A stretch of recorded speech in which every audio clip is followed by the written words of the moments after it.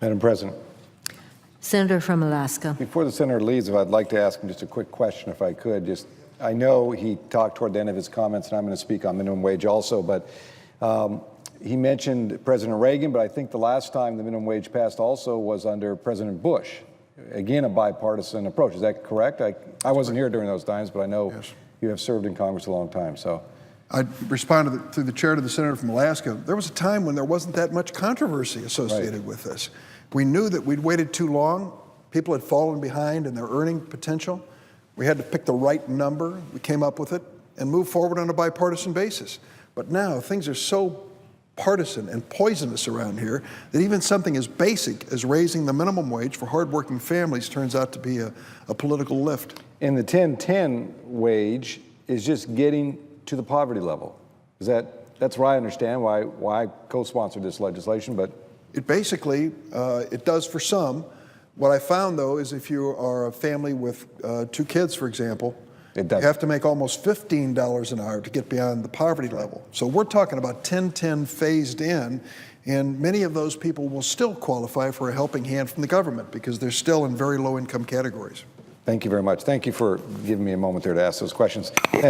Madam Chair, Madam President, I rise today to discuss the important issue, just as we were just asking back and forth some questions that could help 49,000 Alaskans, raising the minimum wage. The bill before us would increase the minimum wage to $10.10 an hour. The minimum wage, as mentioned by my colleagues a little earlier, has lost its purchasing power by 1/3 over my lifetime. The increase will lift millions of Americans out of poverty, reduce their reliance on the safety net, and literally pump billions more into the economy. You know I look at this a little differently. I come from the business world. I come from the small business world. My first business was the age of 14. I've been in it ever since in some form or another. And you can probably name the business, retail and real estate. And I've been a publisher. I've owned different companies. I even own a very small percentage of a restaurant. I felt like I was 100% owner at one point because it's tough business. I'm in there moving the slop buckets, from doing a remodel to the kitchen on a Saturday night, and I'm there like everyone else working double time, trying to make sure we get the job done. But I've seen it. My wife is a small retailer, started her business selling smoked salmon on a counter or a cart no bigger than probably 2 of these desks here, selling smoked salmon and building her business now to 5 retail stores, some 30-some employees, which I might note, none of our employees are paid minimum wage. They're paid above minimum wage. And I know some people concerned about minimum wage that it will cut into business. There's no question in my mind what it does. And that is, when you increase the minimum wage, it is actually good for business because you help consumers have more resources to put into the economy that then churn back to the business world. And along with this bill, another provision that a lot of people don't realize is minimum wage is one piece, pretty significant piece, but also a provision that I request to be put in this bill is what they call a 179. It's a business tax deduction, something that is important for businesses that are growing, expanding, building new businesses, small businesses mostly. This is the #1 priority of the business community that I talk to, not the politically driven business communities, but the ones that actually do business and actually work with small businesses, the ones that look at their local communities and try to figure out what's important in legislation. And one is to make sure they can write off some of their improvements at an expedited way, which in turn puts more money into the business for reinvestment. That's another piece of this bill. So it not only has an important part for the hard-working folks that are making minimum wage to raise that amount, but also helps the hard-working small businesses ensure that they can continue to put money back into their business, grow their business, expand their business, and then receive some benefit from that. As we know, we look at the whole issue in Alaska a little differently. Our minimum wage is 50 cents higher than the federal level, $7.75. There's a reason, because it's very expensive. Like, Madam President, your state, it's not cheap in our 2 states, Hawaii and Alaska. Its cost of living is much greater. But in order for folks to have a decent living, we pay a little bit more, and we play it off of the federal legislation. But still, it's a problem in keeping the wage competitive to the cost of living. When you look at Alaska and you look at the cost of living, Alaska Anchorage specifically, 30% higher than the average cost of living in this country. Fairbanks, 40% higher. So again, having this higher ratio for us is very important. It doesn't mean all the time that the dollars go still far.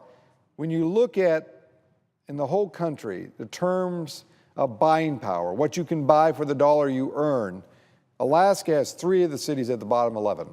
When you look at the whole list, there's 11 at the bottom. Alaska has 3 of them: Juneau, Kodiak, Fairbanks, because their dollar can't go far enough. And that's why raising the minimum wage will help them be able to purchase more, enjoy a better quality of life. Now, I tell you, Alaskans, like Hawaiians, we know challenges, and we have tough challenges because we're kind of isolated lots of times, and sometimes forgotten that we actually exist in the Union, and we have to make that point more than once. But, you know, it doesn't matter if we're doing drilling on the Arctic, which is a great challenge, or fishing for crab in the Bering Sea, which is an unbelievable test of someone's capacity and ability. But we know how to overcome challenges. We just don't want more challenges. And a minimum wage increase will help reduce some of those challenges. Minimum wage is truly, at the rate it is today, is an obstacle to trying to get people to move forward because we don't have it at the rate that it should be.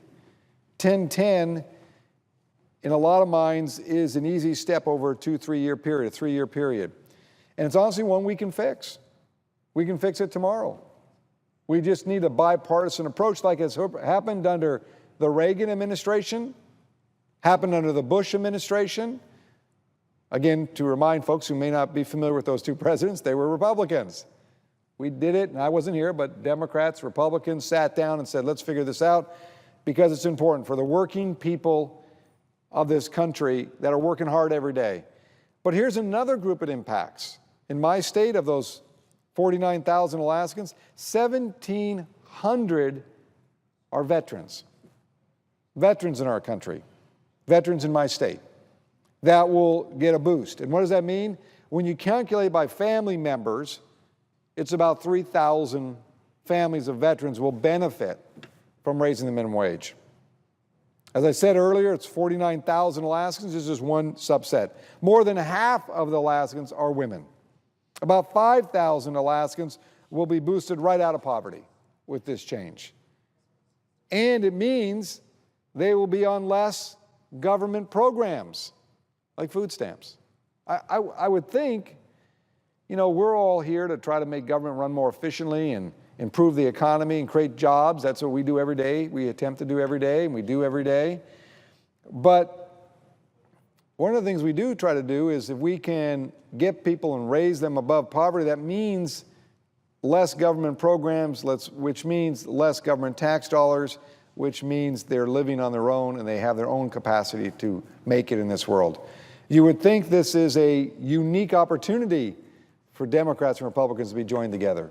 Why wouldn't we want less people on food stamps because they're making a living now and being able to take care of themselves? That's what we all work toward, to have the American dream, to buy that home or live that quality of life, have a great education, all the pieces to the equation. So again, I cannot believe that we're having a struggle trying to get just a few. We don't want them all. You know, we get there's some that just are opposed to anything about the federal government, but why not support this effort to raise people up like President Reagan thought about, President Bush thought about? Now it's this moment, giving these people a fair shot to have their American dream come true. 10-10 doesn't seem like a big stretch, but it seems today it is by some politicians. In fact, when you look at this, and I know the complaint on the other side, this will hurt business. And again, as I said earlier, this is good for business. You're talking to someone who is a small business person who pays above minimum wage. I understand the value of making sure that my employees, my wife's employees, have a good, decent wage, because when they leave the workplace, they get their paycheck, they will spend it in the economy. That will help grow the economy. Now, I know some will talk about the CBO report and all these government reports, but let me put it this way. Last 2 times those minimum wages have been raised, the economy didn't collapse, people weren't fired, actually the economy grew. So I don't understand that comment and debate. I know they'll whip out these reports, and I'm appreciative of those and the work that CBO does, but I can only go in history and what's happened. We raise the minimum wage, jobs are created, economy grows. Next issue is businesses are reinvesting because they have more customers, which means more customers mean more profit. More profit means more investment. So this is not only a fair shot for the people working, it gives an opportunity for small businesses and businesses across this country. To give it in perspective, businesses hire, for those that, to my colleagues who have never been in small business or run a business, the reason you hire people is because you have demand. Demand is created by expenditures, expenditures by consumers. The reason you lay off people is because demand has gone down, because there's not expenditures by consumers. Raising the minimum wage gives more opportunity, more investment, more people making more money, and more return. Let me give you the national statistics. And again, this is about making sure we give every American, especially those making a minimum wage today, to raise their minimum wage, to give them a fair shot to be part of the American dream. The bill will help 30 million Americans, earning an additional $51 billion back into the economy over the next 3 years by this raise. Huge. The family that can today can't maybe afford the new car can now maybe look at a new car. Or maybe they're choosing between groceries and paying their heating bill. Now, because you raise the minimum wage, they have an opportunity to pay these bills and enjoy life a little bit more. The higher minimum wage would also help 12 million people in our country to get out of poverty. 12 million people. It could lift 4.6 million out of poverty immediately.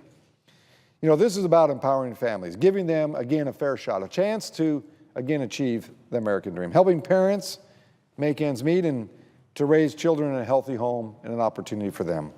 More than a fifth of all children in our country have a parent making minimum wage. 56% on a national level are women making minimum wage. Right now, thousands of Alaskans work full-time, maybe extra work on the side, but still struggle to put food on their table. It's wrong. It's why raising the minimum wage will be helpful to those families. It saves the government money by helping people get off food stamps. Also, higher wages could cut, as I said, the food stamps, but they estimate by $4.6 billion a year. Now, I'll tell you, we've been very good on moving the deficit down. 1.4 trillion deficit annually, down a little over 500 billion, continuing to go down. I think we all want to see that deficit go to zero. The way you do that is programs like this that engage the private sector in their responsibility, at the same time lowering the cost to the government. Also, an interesting statistic, it also increases the wages, obviously by the minimum wage going up, so it increases and strengthens Social Security, because now they're paying into Social Security. Social Security contributions from an extra $51 billion in wages would go right to the trust fund. Since benefits are tied to lifetime earnings, workers will earn larger checks when they retire. Right now, an average minimum wage worker with 40 years paying into the system receives only $900, give or take a few bucks, at the age of 65, well below the poverty line. So why wouldn't we want to raise the minimum wage, move people out of poverty, get less people off of food stamps, save the government some money, and oh, by the way, help strengthen Social Security and giving families and individuals a fair shot to meet and reach the American dream? Why wouldn't we want to do that? I think, again, under the Reagan administration, the Bush administration, they seemed to think it was a good idea. And I agree with the senator from Illinois who was on the floor just a little bit ago. If we weren't in this toxic political environment where everything has to be politicized until the last man standing, we would probably do this. It probably would not be very, we'd be down here together talking about how it would help our folks in our different states and our communities and our country overall. But instead, everyone wants to just kind of get the scorecard. This is not about a scorecard. This is about giving a fair shot to Americans, to Alaskans, so they have a chance to make a living and meet and reach the American dream. This is a simple thing for us to do. And we could do it tomorrow. Now, I don't know what the House will do, but maybe if we act in a bipartisan way here, maybe the House will see that. Maybe they'll wake up and see that this is a good thing to do. Because if you want to build the economy, if you want to make a difference, as I said, I'm talking as a small business person, grow the amount of money that consumers spend by making sure they make a good living. And the net result is every business person benefits because they have more consumers, more people buying product. And then in turn, everything from manufacturing to shipping to the retailer to the large business, small business, all benefit. So again, Madam President, it just is amazing to me that we debate these issues. Actually, I was not planning to come to the floor until last week when I thought, well, this should be easy. Why are we not doing this? Again, Republican presidents saw it as a good idea. Now it's been a long time coming, and now it's time. Now, I know some don't like the current president. I have my issues with them, I can tell you that. The list is long. But we should not get caught up in the personalities. You know, I tell my staff all the time, when I get a piece of legislation that a member is proposing, I say, don't look at who's sponsoring, look at the content of the bill. If we like the bill, we sign on. We participate. Because too much we spend time here about who's sponsoring what, who's on the list, who made the comment. Who cares? If it's a good piece of legislation, then we should do it. And raising the minimum wage in my state, we'll have this on the November ballot.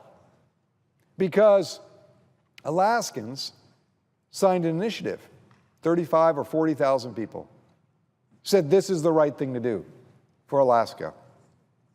I think it's the right thing to do not only for Alaska, but for this country. And it's important that we do this because it is our obligation to make sure Alaskans, Americans, we don't create obstacles for their ability to reach the American dream, that we make sure that they have a fair shot at anything they want to do in this country.